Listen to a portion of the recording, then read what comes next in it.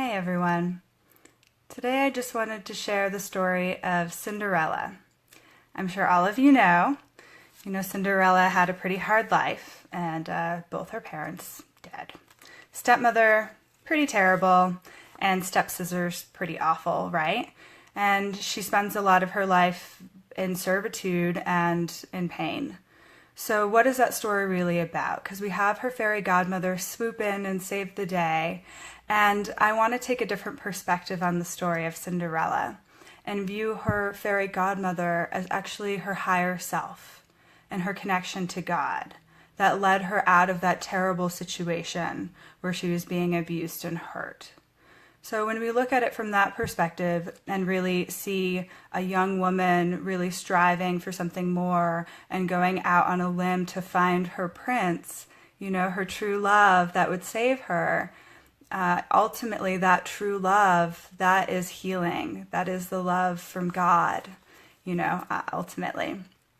So I wanted to share a different perspective on Cinderella and her traumas, because today I want to talk about trauma. Hi, I'm Jessica Disbrow.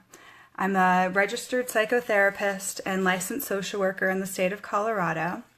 I'm also the owner and primary therapist of Higher Consciousness Healing. We offer holistic psychotherapy to youth and adults in Lakewood, Colorado. If you want more information about our private practice, please visit us on the web at www.higherconsciousnesshealing.org. Then we also have our live video blog that we do every Saturday. You're watching it. Where we talk about different mental health topics from a spiritual and scientific perspective. So today we're going to be talking about the truth about trauma, and I'm just really excited to share this information. I learned about a lot of this through Trauma Dynamics in Boulder. They gave a workshop I took last May, and I just went to a full one-day training with them and really got the inside scoop about what is really happening with trauma and what can we do about it. So I just think it's really fantastic, the work that they're pulling together and how well researched the information that is coming from them is. So basically, when we talk about trauma, we really need to talk about it from an evolutionary perspective. Right, so let's break it down with the animals in the wild. You guys have seen the Discovery Channel or Animal Planet, and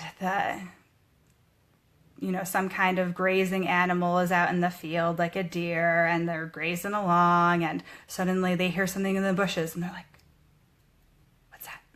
And now they're a little bit more alert, and they're like, do I need to flee? What needs to happen, right? And they realize the rustling in the bushes is just rustling. It's just the wind. So they're like, okay, cool. I can chill out, eating some grass. And they hear the rustling again. They're like, oh gosh. And this time it's a lion. And they see the lion. They're like, oh crap. And so they start to flee. They run. And, the lion chases after them. And maybe the lion actually gets a little bit of a bite in them. And then the deer is like, oh my gosh, I can't, I'm no longer able to get out of the situation. And so it kind of like freezes and kind of collapses, right? And sometimes they'll actually rebound, and you'll see an animal go from that, like, oh, it looks like they're playing dead, from that state to, oh, pop up, I'm up again, and now I'm running, and now I've actually gotten away from my predator, right? So when we think about it like that, and we think about humans evolving the same way as all these other mammals did, we can look at what's happening internally from a different perspective, because basically we're not out in the wild anymore. We're not having to survive in that way. However, those sorts of things are still happening with us internally, and especially when we talk about the harm that has been caused by our family or other people in our life, those pretty traumatic things. So, what do we do about this information? Well, I'm going to break it down even more because I think it's really worth digging into. So what I just outlined is basically 4 different stages, and I actually didn't even really talk about the 4th because that one's pretty heavy. So I do want to be real with you all, because trauma is really hard, and I know people watching this have experienced their own trauma, And really, a trauma is anything that we can't cope with, that we can't deal with, that we say, no, I can't think about that. I am putting that in a different part of me so I can bury it. And, that's really unhealthy. So, and it just leads to greater problems. So when we're not dealing with our trauma, it's going to sneak up on us. And I know this from personal experience, having dealt with my own traumas growing up. And then in my young adulthood, it was just very confusing about what was going on for me, because I was having all these intense reactions to things that other people were like, you don't really need to have this kind of intense reaction over this. This isn't really a big deal. But for me, it was like life or death. And that's because trauma, it happened in the past, but for people who have post-traumatic stress issues, it's happening now, and it keeps happening. And that's the horrifying part of it. So like, how can we get that to move past and through us? So the 4 stages, the first stage is mild stress. So the story with the grazing animal who's, just doing its thing and eaten by the water hole. So when it hears the rustling in the bush, it goes into a mild stress response. So any stress response is going to activate the autonomic nervous system. Just make sure I'm getting that right. The autonomic nervous system. So basically that's the nervous system that's running all of your organs. It's running all of your things that you're not consciously aware of, that's running in the background. So that system's responsible for it, the ANS system. So the stress kicks that system into gear, and mild stress, you'll see symptoms of increased energy, fear, anxiety, hyper alertness, excitement, irritability, racing heart, insomnia, and then muscle tension, because our muscles tense up like we're gonna run. And if we don't run, then our muscles stay tense and we end up with all this chronic body aches and pains. Restlessness is another one, speedy thoughts, and just feeling nervous. Now, I would argue that most people are probably living in a state of mild stress.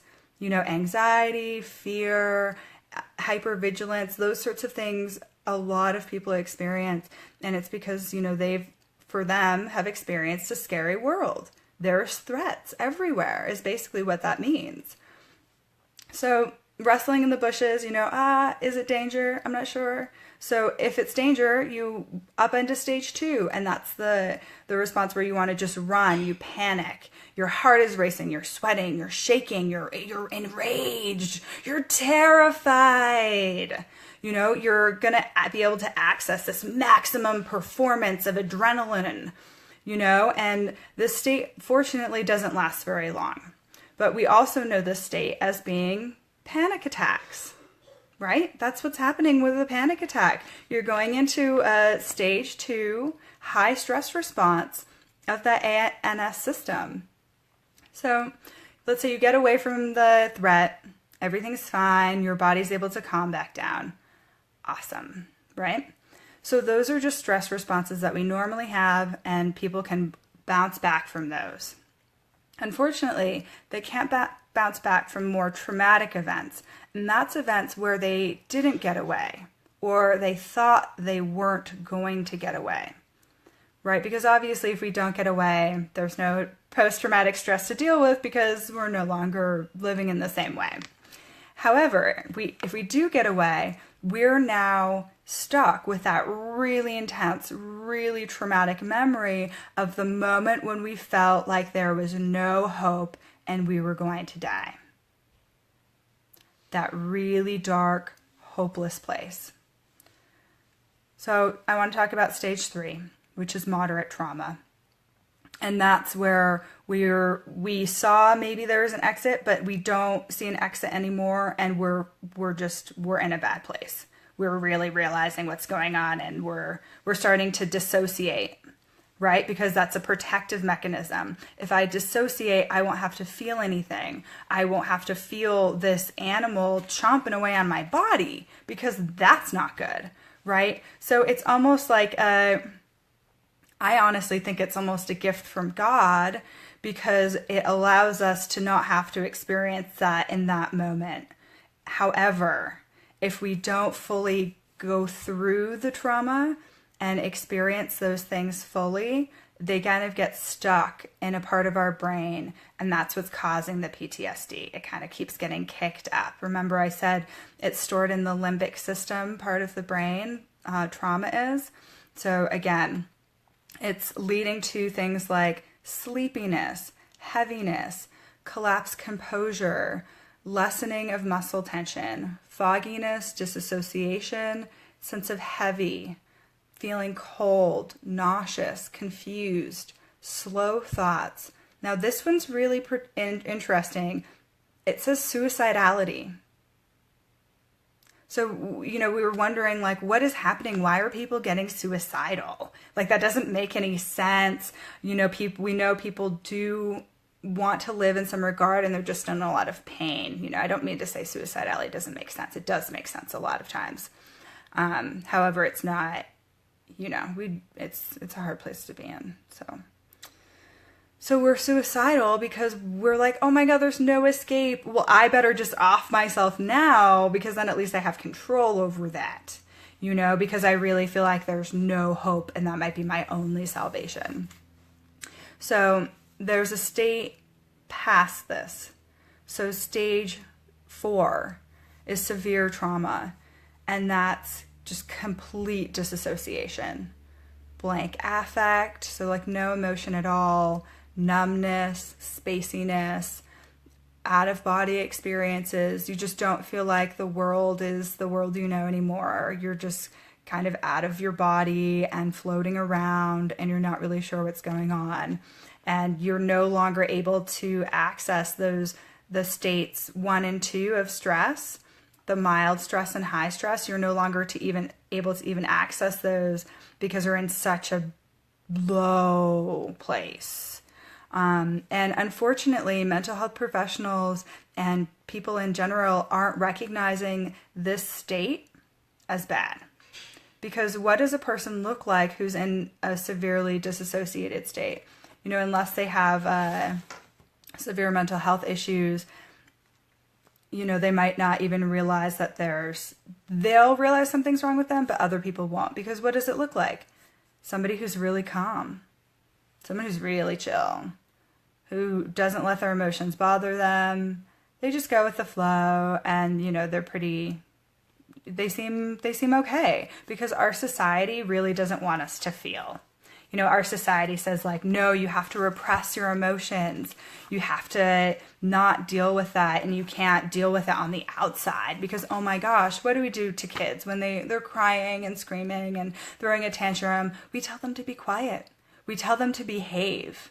You know, we don't tell them how to work through their emotions and how to actually deal with them. We tell them to shove it down.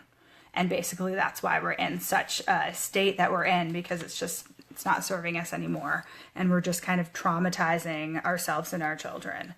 So, you know, how can we heal and how can we get better? Because that's some pretty heavy stuff. You know, and I'm just going to speak for myself personally, you know, to be able to look back on a big chunk of my life and say, wow, I was really living in a state of constant fear and trauma for a good majority of my life, you know, only up until the last several years. So like this stuff takes a while to unravel, and, you know, don't feel like it's hopeless, because it's totally not. Because basically what happens is we need to fully feel that trauma. We need to fully go through it. And that's what a lot of people have been trying to do with talk therapy. You know, work through the trauma, share your story, kind of desensitize yourself from the narrative. And unfortunately, that doesn't really work that well, because trauma is stored in a part of the brain that's nonverbal. And so talk therapy isn't always the best for healing from trauma.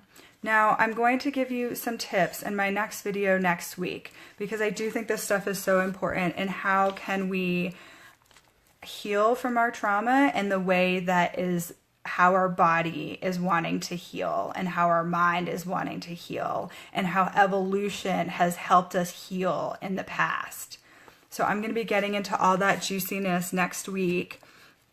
So yeah, if you are in therapy though, I do want to say congratulations, because I just think that's the best thing for anybody to do, to be in the kind of therapy that feels really good for them. And if this blog is making you think, oh, maybe I need therapy, and you're in the area, please don't hesitate to reach out. I definitely have some open spots, and I would love to schedule a free consultation with you if you're in the area to talk about this stuff more in depth, because it's pretty heavy.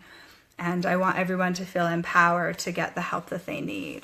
So if you are experiencing some of those symptoms from stages 1 and 2, they're called hot symptoms, anger, anxiety, panic, that kind of stuff.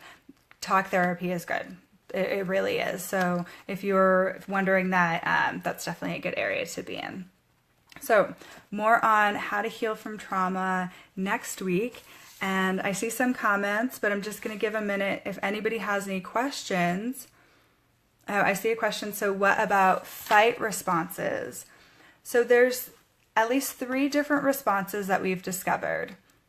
I think there might actually be a 4th one, but I'm not sure what that is. So it's a fight, flight, freeze, right? And freeze is making a lot more sense to us now that we know about dissociativeness. And what's happening there. So the fight response is another response to defend ourselves, to survive. So that's going to be like that anger response that, the muscles get really tense and we're going to like punch, or we're going to, fight to get away, basically. So that's all that's happening there. So it is kind of part of our stress response, that fight, flight, or freeze. And I do believe there might be one other one that has been recently discovered, but we'll talk about that later. All right. And if there's any other questions, definitely give a minute for that. And I just want to thank everybody for watching these videos. And I know that even just talking about trauma and talking about some of these harder things, especially last week, forgiving people who have done wrong to us, this is really tough stuff. So, pat yourself on the back for watching this stuff, because other people have a lot of resistance against it. Other people don't want to hear what's going on, because then they might actually have to do something about it. And the reason why it's so hard for us to do something about it is because we have it in the past. We're basically fighting against all of our programming to change ourselves and create better habits and create a new and more peaceful self for us, so we can really live the life we were meant to live. All right, I don't see any other questions, so I'm going to wrap up today's show. Thank you for joining me, and I hope you can catch us next week. We're going to really dive into how we can move past some of this trauma on our own, and with the support from others, friends and families, and mental health professionals. All right, thanks a lot.